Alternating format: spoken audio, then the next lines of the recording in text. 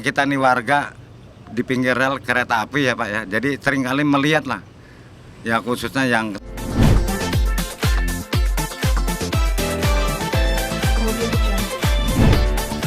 Pak, dengan Pak siapa? ini Pak, saya namanya Pak Santo ya Pak. Pak Santo memang asli kelahiran sini ya Pak ya. Tahun 1959. Khususnya mungkin di sini masih rawan, masih sepi, dan penghuninya juga mungkin belum begitu banyak dengan penduduknya ya Pak ya. Oke, Pak, benar nggak di sini banyak orang yang ketabrak kereta sama Pak? Ya, Bisa cerita Pak. ya semenjak saya tinggal di sini ya Pak ya. Tepatnya ya kemungkinan tahun 1976 atau bahkan kurang dari itu ya Pak ya. Ini memang ada warga sini yang kesenggol atau ketabrak kereta yang dari Jawa, tepatnya pagi hari ya Pak ya. Pagi hari dia mungkin orang yang pertama yang kesenggol pinggangnya karena ingin menolong anaknya ya Pak ya, yang ingin ke rel, dan dia berusaha untuk menolong sebagai seorang ibu, dan selanjutnya dia menolong anaknya memang sempat kesaut atau ketolong, tapi ibunya nggak sempat, bahkan kesenggol kereta api. Kereta tersebut kereta Jawa ya Pak ya, akhirnya meninggal dunia. Itu mungkin di bawah tahun 1970-an Pak. Nah dari semenjak itu setelah itu kereta KRL, kalau seingat saya kalau nggak salah ya Pak, antara tahun 1974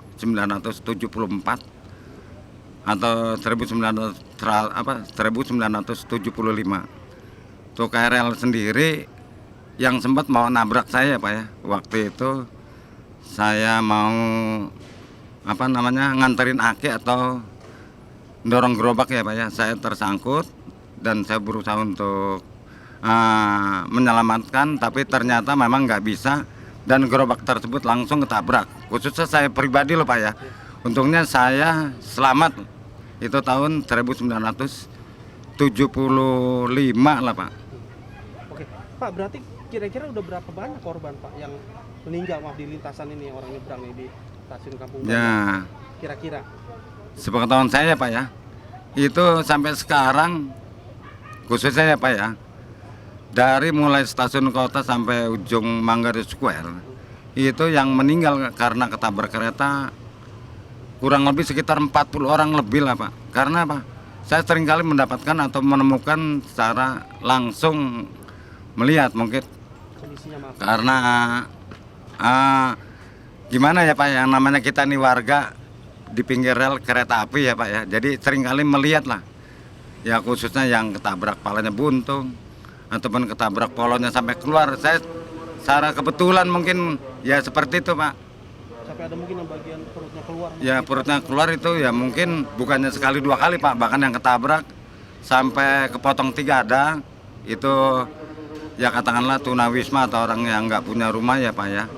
Terus status dia pemulung, pagi-pagi sekitar antara jam setengah 5 jam 5 lah Pak, dia ketabrak kereta yang mau langsir dari stasiun kota arah ke Tengkis. Tengkis itu ya mungkin tepatnya yang kereta zaman dulu itu yang arah dari Kampung Bandan itu yang ke Priuk Pak. Itu kepotong 3, bahkan yang kereta mau masuk sinyal 3 itu juga sempat dia punya perutnya juga ke odol-odol ya Pak ya. Tuh termasuk mungkin ya Pak ya, yang pas hari Jumat setengah 12 hari Jumat, perempuan yang pengen naik ke atas ke peron, ternyata dia nggak keburu, dia juga kelilit kereta yang arah ke Rangkas Pak, kelilit perutnya. Itu setengah 12 siang hari Jumat. Itu juga sama, hatinya juga keluar, bahkan mati di tempat langsung. Pak, maaf Pak, karena banyak yang meninggal itu, benar gak sih kata orang-orang di sini jadi serem Pak? Jadi suka ada penampakan tuh gimana Pak sebagai warga? Ya kalau bicara serem ya Pak ya, saya nggak bisa mengatakan, cuman gimana ya Pak ya, karena saya juga bisa dibilang indera keenam saya juga memang belum, ya artinya belum terbuka atau belum berfungsi ya Pak ya, indera keenam. Kalau cerita orang-orang gimana? Ya, jadi kalau menurut kata orang, bahkan saya sendiri ya Pak ya, kalau lewat di kebun ya Pak ya, mungkin nanti akan saya unjukkan tempatnya. Boleh silakan kalau pengen melihat, mungkin di malam hari ya Pak ya, khususnya para penumpang silakan. Ya mungkin kalau untuk lebih mencari yang serem lagi, jatuhnya malam Jumat lewat stasiun Kampung Bandan yang arah ke Gunung Sari. Di situ ada kebun, ya silakan. Karena saya sendiri, walaupun istilahnya juga termasuk lama di areal stasiun Kampung Bandan, khususnya di pinggir rel ya Pak ya, itu memang seringkali merasakan aura-aura yang menyeramkan ya Pak ya, khususnya yang di kebun itu loh Pak. Oke. Itu ada apa emang sih Pak? Wujudnya apa? Penampakannya Pak? Ya saya sekilas ya Pak ya, waktu itu teman saya, dia kebetulan sekali mau membuat uka-uka atau infrared ya Pak ya, namanya Usman, satpam stasiun Kampung Bandan. Dia punya handphone merek Xiaomi ya Pak ya, kebetulan sekali teman saya itu, saya sempat mengajak dia, gimana kalau kita main infrared mencari kehidupan alam gaib. Dia setuju, oke, akhirnya saya ajak, tepatnya ya dekat sumur lah. Itu ada apa? Begitu saya lihat sekilas itu ada asap ya Pak ya, asap yang panjang ya Pak ya, ya kurang lebih panjangnya bangsa 5 meter lah Pak. Asap tersebut bahkan saya sempat ngomong, itu man asapnya. Dan si Usman juga iya. Selanjutnya si Usman sempat mengabadikan atau sempat dia ngejepret atau moto ya Pak ya. Hasil fotonya ya tersebut ya berbentuk selendang ya Pak ya, putih yang kurang lebih panjangnya ya 5 meter, lebarnya bangsa sekitar 30-40 lah. Itu yang sempat saya ngelihat sendiri Pak. Oke. Pak, tapi kalau kayak penampakan kayak kuntilanak atau genderuwo atau apa, bener nggak di sini suka ada nih? Untuk cerita-cerita gitu ada Pak? Itu di bagian mana Pak? Kalau kuntilanak ya Pak ya bagi yang percaya. Cuman saya sendiri juga Mungkin kalau kata orang ya. sering kali ya Pak ya, sering kali ya silakan deh Pak. Sering kali. Cuman kalau masalah kuntilanak ya ada sih Pak. Saya pernah melihat ya di Gimana tuh? bangunan milik PJKA yang aslinya milik Dinas Perhubungan ya Pak ya. Yang sekarang bangunan tersebut sudah rubuh. Waktu itu saya kebetulan sekali tinggal di situ Pak. Jadi saya ngelihat berbentuk perempuan cantik, pakai baju putih, rambutnya panjang. Ya seperti itu. Itu orang Belanda atau orang Indonesia mukanya? Asli orang yang dibunuh Pak. Oh, siapa yang dibunuh itu? Yang dibunuh orang Gang Lilin itu. Kebetulan sekali dibunuh sama pacarnya. Dia mati, mungkin ya namanya gituan ya Pak ya. Dia kan dibunuh sama pacarnya. Tepatnya waktu itu sih ada lapangan bola Pak. Oke. Jadi dia habis pulang dari nonton, kalau nggak salah nonton mungkin layar tancap kali ya Pak ya, zaman dulu ya Pak ya. Iya. Itu pulang nonton lewat lapangan bola yang dulunya terkenal PS Madu.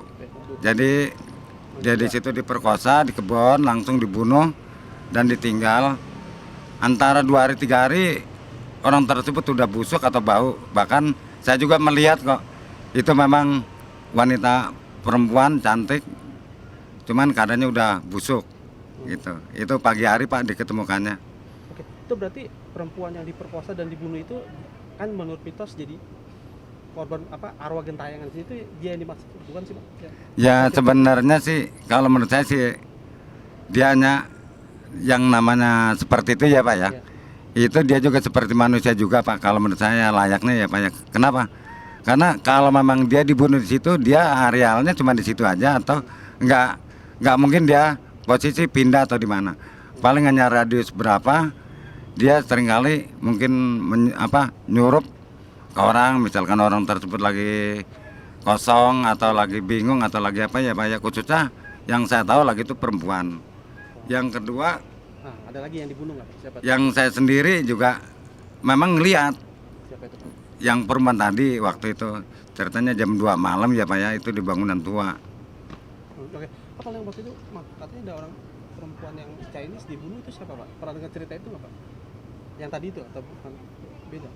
Ya dia Kalau dibilang Chinese sih mungkin saya juga kurang tahu ya Pak ya, karena begitu udah busuk terus diangkat sama petugas sama polisi langsung dibawa ke rumah sakit. Memang aslinya memang orang Kartini, waktu itu tinggal katanya di Kartini.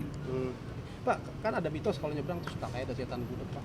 Pak nyebrang nggak denger. Di sini Kalau- tadi ketabrak katanya gara-gara setan budek. Itu gimana Pak tanggapannya? Kalau setan budak itu ya Pak ya, itu di daerah Jembatan Baru ya Pak ya, khususnya dari Jalan Raya Mangga 2. Dari Jalan Raya Mangga 2 itu tepatnya dari stasiun kota lewat Mangga 2, khususnya di depan Harko. Itu tepatnya di Nengnong atau di pelintasan kereta api antara WTC dengan Arko. Memang itu kalau bicara mitos bisa dikatakan seperti itu karena apa? Karena banyak yang ketabrak Pak. Saya sendiri tahu persis kok, yang ketabrak juga banyak hasilnya ya Pak ya. Tabrak, ya mungkin waktu itu ada orang yang bawa undangan juga ketabrak, termasuk orang gila, bahkan termasuk taruna IP ya Pak ya, yang sedang pendidikan juga pernah dia ketabrak malam hari karena dia menggunakan handset. Jadi ketabrak kereta bahkan hancur, itu taruna IP ya Pak ya. Itu untuk tepatnya ya saya juga kurang mungkin sedikit lupa Pak untuk tepatnya. Cuman kejadiannya malam hari dia belanja di Arko, pulang dari Arko dia mau arah balik ke IP ya Pak ya. Dia ketabrak kereta sampai hancur. Pak, kan kalau nggak salah sih ada bangunan kayak rumah yang tua ya Pak, yang kayak bekas stasiun itu apa tuh Pak? Kan katanya serem juga itu Pak. Kalau itu sebenarnya rumah itu sebenarnya dibilang tua sih nggak tua Pak. Itu dibangunnya juga sebenarnya saya juga tahu kok Pak. Cuman karena tuanya itu disebut tua itu karena sudah lama nggak dipakai. Karena ada gedung ada bangunan yang baru tuh Pak. Yang tepatnya adanya di sebelah kanan dari stasiun kota.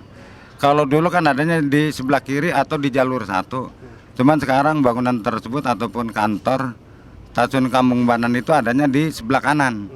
Jadi mungkin disebut tua mungkin karena jarang dihuni. Gitu loh Pak ya. Kalau aslinya dulu bangunan tua sih Gedung Mustika Ratu, itu bangunan tua Pak. Itu bangunan tua, memang sebelum saya lahir aja dia udah berdiri. Bahkan yang dimitoskan itu ada ular jajadian ya Pak ya. Ular jajadian tersebut mungkin bagi orang yang sial aja mungkin yang bisa menemukan. Saya sendiri asli orang sini aja belum pernah melihat ular tersebut panjang, yang namanya dedemit ya Pak ya.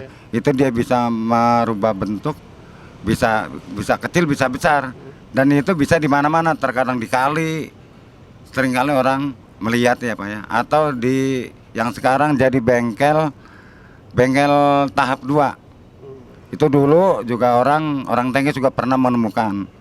Bahkan di bangunan WTC ini dulu waktu belum dibangun ya Pak ya, itu juga banyak yang melihat ya Pak ya. Itu sosok ular itu apa? Kayak ular naga, ular hitam atau? Jadi ular berbentuk kayak ular besar ya Pak ya. Cuman ya saya juga kurang tahu ya Pak ya. Cuman dia bermahkota Pak. Oh, Bermahkota gitu loh. oke, terakhir Pak. Mungkin yang paling sering penampakan apa sih Pak? Sekitar stasiun mungkin ada yang menurut warga Pak. Sosoknya apa sih mungkin yang paling sering Pak? Makhluk halusnya, penampakannya ada nggak? Enggak, mungkin wujud penampakan makhluk halusnya apa sih Pak yang sering dilihat oleh Ya, warga sini Pak? kalau Stasiun apa? yang sempat saya dengar ya Pak ya, bahkan mantu saya sendiri ya Pak ya. Saya punya anak yang nomor 3, kebetulan sekali mantu saya orang Pandeglang, orang Kulon. Ceritanya anak saya udah bunting besar. Waktu itu saya tinggal di Masjid Alhidayah. Anak saya kebetulan sekali pengen nemuin saya. Jadi dia nyusulin saya termasuk mantunya. Dia merasa kaget, dia ngelihat pas begitu mau naik ke peron, dia melihat ada perwujudan kata mantu saya, kuntilanak, termasuk tuyul, termasuk kayak sebentuk jin atau gandarwo lah, makhluk gede hitam. Di stasiun ini. Nah di pojok situ Pak, di belakang saya. Ya itu 3 ya Pak ya. Bahkan banyak lah orang yang seringkali menemukan ya mungkin perasaan ya Pak ya. Kalau kita untuk bisa melihat semua juga mungkin pada takut ya Pak ya. Nah karena kita ini hanya orang tertentu aja yang indera keenamnya yang sudah terbuka ya Pak ya. Dia sendiri juga sempat kaget, dia melihat karena banyaknya penghuni alam gaib. Itu loh Sering Pak. ganggu berarti Pak? Makhluk halus sering ganggu nggak? Ya kalau ganggu ya Pak ya hanya ya nggak tiap hari lah Pak. Oh. Jadi Cara kebetulan aja kalau orang lagi mau diganggu gitu loh Pak. Oke Pak, satu lagi Pak enggak. Terakhir ada nggak yang ketabrak lagi Pak? Mungkin dalam waktu belum lama, mungkin sebulan 2 bulan lalu ada nggak? Ini memang udah lama nih Pak nih, makanya saya juga serem juga nih Pak. Saya sering kali duduk di pinggir rel itu, sering kali ngingetin ya Pak ya, buat orang yang mau nyebrang kok. Saya sering karena udah lama nih Pak nih. Biasanya ya, biasanya itu dia biasanya suka nagih Pak. Nagih itu artinya, Tumbang. ya artinya ya nagih itu minta tumbal ya Pak ya. Cuman ini udah lama Pak. Saya ingat saya ini udah lama baik di Jembatan Baru ataupun di sini nih Pak nih. Gitu loh. Jadi saya seringkali wanti-wanti atau memberitahukan pada para penumpang ya Pak ya untuk nyebrang hati-hati, khususnya nengok kanan nengok kiri. Karena apa? Karena secara kebetulan ataupun mendadak ya Pak ya, itu kereta kenceng. Iya, benar. Saya enak aja nggak membunyikan bel. Dia mau masuk stasiun harusnya dia kan membunyikan klakson atau ini ya Pak ya. Dia main jalan ngebut kenceng, bahkan teman saya sendiri belum lama juga hampir. Kalau nggak dibunyikan klaksonnya ya Pak ya. Jadi seperti itu. Pak, berarti terakhir kapan Pak? Terakhir kan Bapak bilang udah lama nggak ada korban. Terakhir berarti kira-kira berapa tahun yang lalu? Waduh udah lama sekali Pak. Itu terakhir itu perempuan itu orang Priuk Pak. Perempuan cantik ya Pak ya, orang Priuk malam-malam tuh Pak tuh. Kakinya buntung ya batas semata kaki ya Pak ya. Dia orang Priuk, bahkan termasuk orang mampu lah Pak sebenarnya, karena dia datang ke sini sama orang tuanya bawa sedan. Kakinya buntung, tulang yang di dalamnya keluar. Itu untuk tepatnya ya nggak jauh dari saya lah. Cuman dia selamat, cuman itu aja, kakinya aja Pak. Dia dibawa ke rumah sakit Husada. Bahkan ibunya merasa kaget, udah 2 hari dia nggak pulang. Dia nyari, ya untungnya dia punya handphone. Sebagai penghubung, handphone itu ceritanya begitu ketabrak diselamatkan sama orang setempat. Ya Pak ya, orang setempat. Akhirnya hitungan 2 hari orang tuanya ngubungin dan dijelaskan. Selanjutnya orang tersebut datang masuk lewat Grand Butik. Lah itu dia datang, akhirnya ditemukan, akhirnya langsung dikabarin. Orang tuanya merasa kaget, bahkan sampai ke rumah sakit Husada karena anaknya dibawa ke rumah sakit Husada. Itu mungkin yang terakhir Pak. Ya, kalau yang dulu-dulu mah mungkin seingat saya Pak ya, mungkin di atas 40 lah. Itu dari stasiun kota tepatnya ya Pak ya. Tepatnya di belakang pos, dulu itu pos Pol. Sekarang mungkin Polsek mungkin, karena sekarang udah berubah. Yang dapat panggilan itu Gudang Pardi. Itu ada pos polisi dari situ sampai ujung square itu. Itu saya ingat saya bangsa 40 sampai 50 orang yang ketabrak juga udah ada.